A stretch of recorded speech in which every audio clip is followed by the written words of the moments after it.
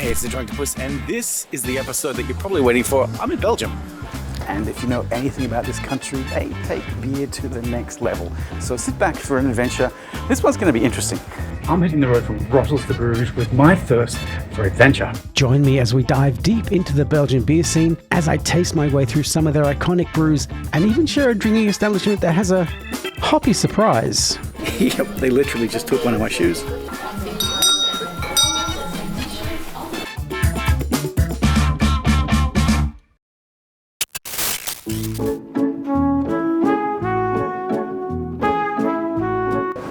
And our first stop on our Belgian beer odyssey is a true legend, a place that's steeped in history and home to some of the most iconic beers in the country, Mort Subite.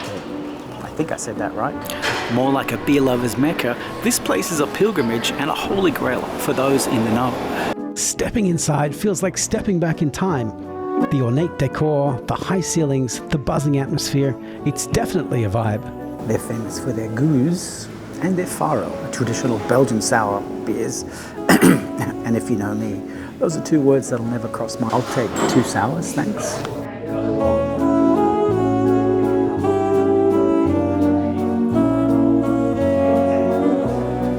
And I gotta say, this stuff disappears incredibly fast, and that doesn't include me spilling my first one everywhere. Okay, I've ordered 2 of these. This is my second one. This is the cherry. They're both an indescribable flavour. Totally juicy, totally tart, and that feeling you get in the back of your jowls. Delicious. It's rolled away from your typical lager, but that's exactly what Belgium's about, pushing your boundaries. Yeah, that's definitely unique. Quite reasonable prices here, with most beers coming in around the €6 to €7 mark.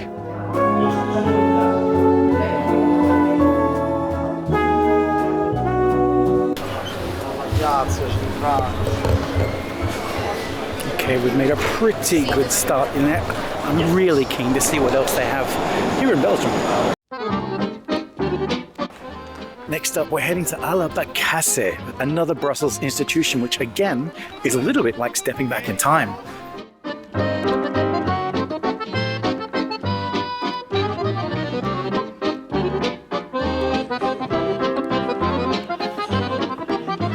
They're renowned for their Lambic, traditionally served in stoneware jugs. Perfect. Thank you. And sometimes it's all about getting beer in its purest form. Everything comes in this stoneware jug here. Ooh, that's spicy.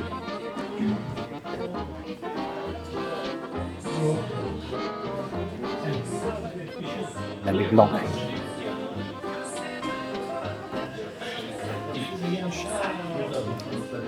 Refreshingly tart.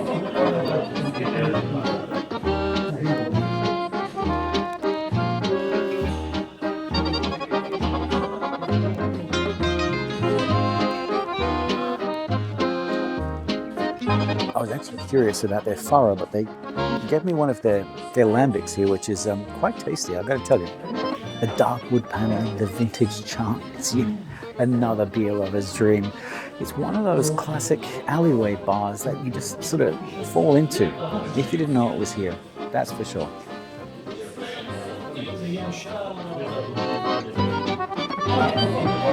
The beer list is not as extensive, but it's the classic Belgian styles that really jump to the top here.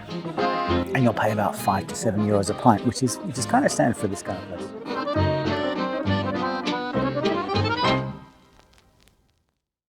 Next stop is Moeder, Lambic, Fontanas. This place is quite a little bit more modern than the rest of the other places, but it has a lot more to see inside. Rest assured of that.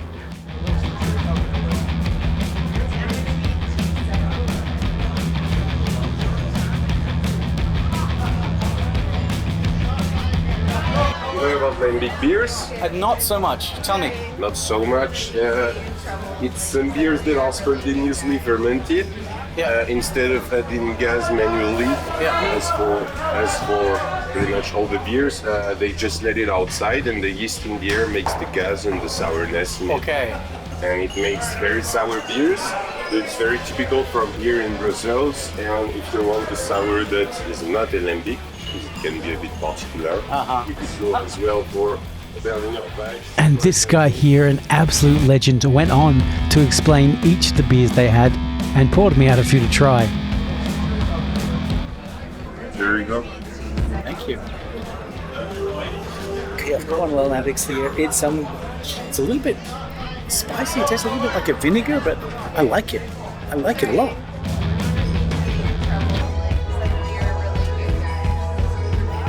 Now, the beer section here is absolutely insane. Hundreds of options and plenty of classics, from the Lambics to the unexpected sours. It's certainly worth considering as a nice place to come to and geek out a little bit. Plenty of options. The prices here are a bit higher than the previous spots, but you're paying for the incredible selection and quality. Expect to pay around €6 to €9 a glass here. But trust me, it's a truly great beer experience. Drop by and see what treasures you may discover. Might be on the list, should be on the list. If you follow your way through the streets and the smell of damp cobblestones, you'll probably end up here at Rue de Delirium. Now, the alley itself is a sensory overload. It's narrow, crowded, and hums with a sort of chaotic reverence.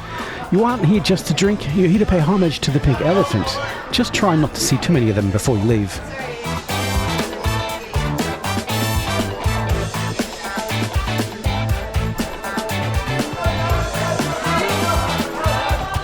You'll find most people come here for the Guinness World Record of over 2,000 different beers. Personally, I'm here because it's a tourist spot and I probably should come and visit. Here's what it is. What I will tell you is that you'll be spoiled for choice if you're coming to this place. It's certainly worth coming and checking out if you're in town. Not as traditional as the other ones, a bit more rowdy, but worth it nonetheless. And if you look around, the ceiling here is covered in trays, the walls are lined with history, and the air smells like a mix of spilled Trappist ale and 300 years of stories. Yep, it's easy to call this one a tourist trap. It's called a tourist trap because the bait works every time.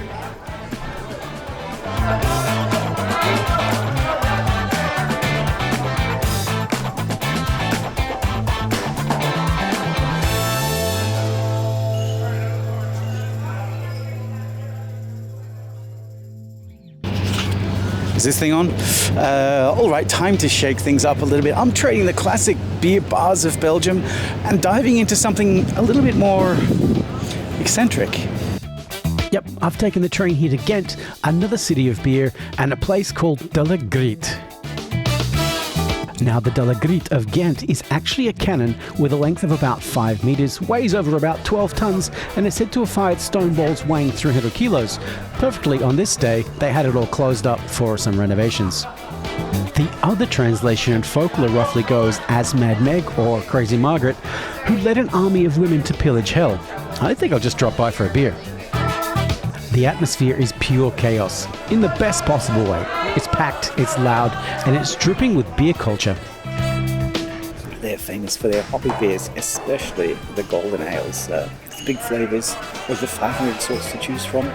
The alcohol content, bit of a kick, but the real kicker here, pun intended.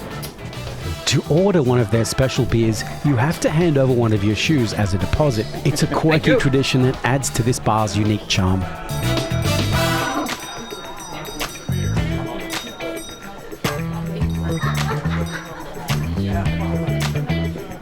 Yep, they literally just took one of my shoes. But with your shoe deposit, you get one of their specially crafted Max beers, which come in at a 7.5% alcohol. Very tasty.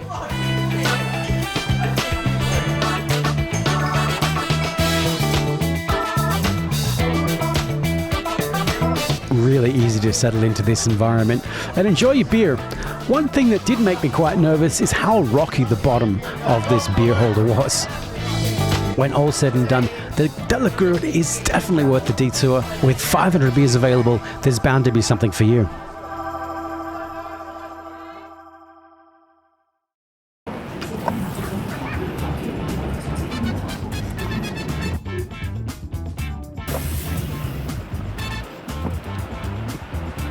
All right, I've made it to Bruges, one of Europe's best preserved medieval cities with a brewing heritage that dates back to the 15th century. While it's famous for its canals, its history is deeply intertwined with its production of its own very special and traditional ales. And my first stop on this legendary beer tour is at the Brugs Beer, or the Brugs Beertjes, or something like that. This place is legendary for anyone on the trail of beer, or bear, or beer, something like that. I mean, there's everything here from classic lagers to complex barrel-aged ales. It's going to be tough to choose just one. This should be called the Beer Bible, not the Bruges Beer. Bear.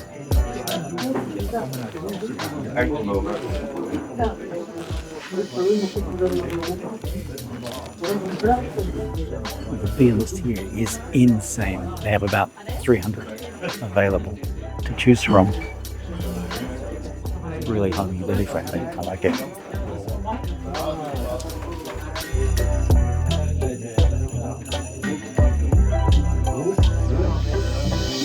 The atmosphere is cozy, and it's the kind of place you'll find the locals settling in, having a little chat. It's a little bit like just a little corner bar. I like it. It's homey atmosphere. Certainly worth coming and settling in for. You know, they're light and fluffies. And speaking of light and fluffy, check out their ever-attentive guard dog.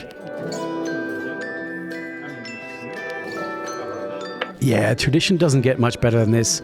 I arrived right on opening around 4 p.m. and shortly after, it was pretty full. I took a quick stop at this one only.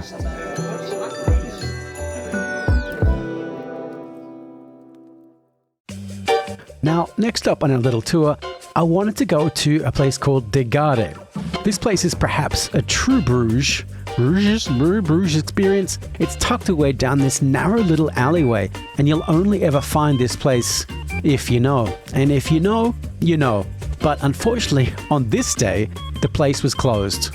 Actually for the whole week. But I plan on coming back to Bruges again, and this will be at the top of the list. I'm particularly interested in trying their house triple. It's a beer that's brewed exclusively for the bar.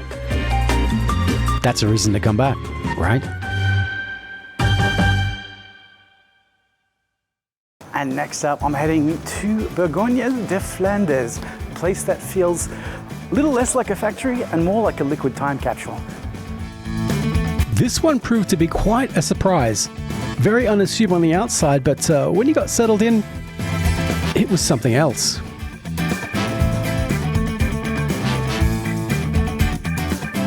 And what makes this place special isn't just the view of the canal over here. They use a practice called blending, where young brown ale meets barrel-aged lambic. It's a bit of a chemistry experiment, but one that actually tastes good. The brewery itself sits right on the water. Inside, the air is thick with the scent of oak barrels and history.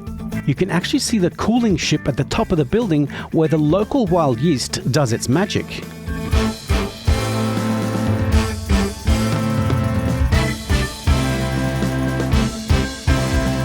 And this is the result. It has a deep ruby glow. It looks heavy, but a touch of tartness when you actually taste it. It's from the lambic that sort of cuts through the sweetness of the ale. I like it.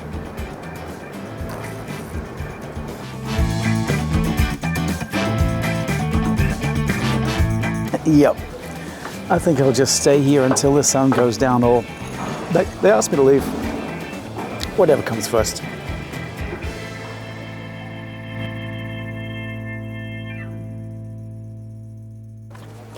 All right, so arrived at the Halve Maan, or the Half Moon. They've been brewing on this spot since 1564, and it's all in the family. It's been run by the Mars family for 6 generations.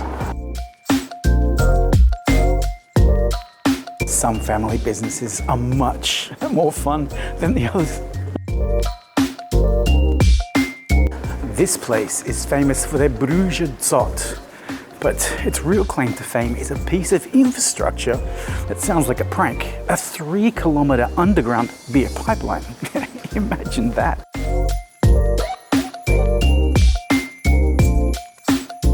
completed in 2016, the pipeline was partially funded by a crowdfunding campaign. Local residents literally paid to have beer flowing under their feet. Now, I'm told here the brewery is a vertical maze because in medieval times, cities needed to grow up and not across. So it's like a bit of a vertical Tetris.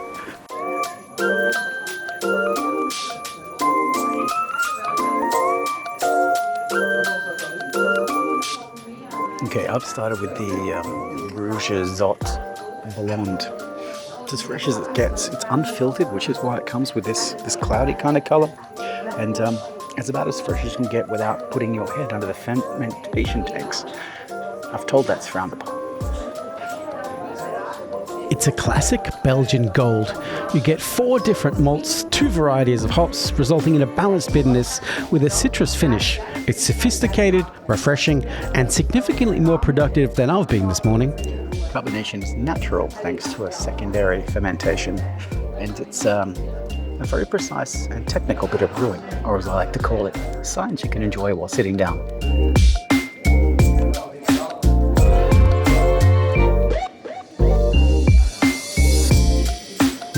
And with that said, the Halve Maan proves that you can respect 16th century tradition while still building a giant beer straw under the city. And for that, we should all be grateful.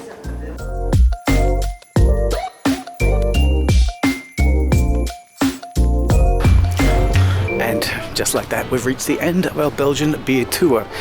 That brings us to the Trappiste. Let's check it out.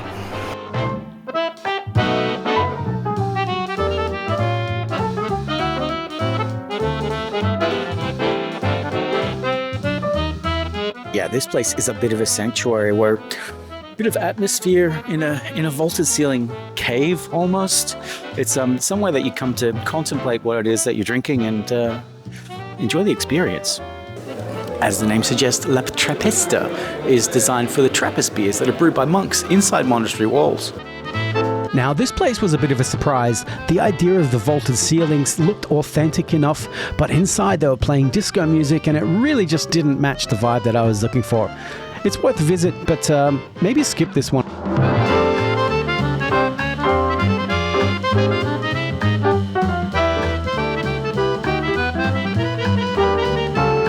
A little more on the expensive side. You'd expect to pay about 10 to 15 euro per beer, but all quality all the time.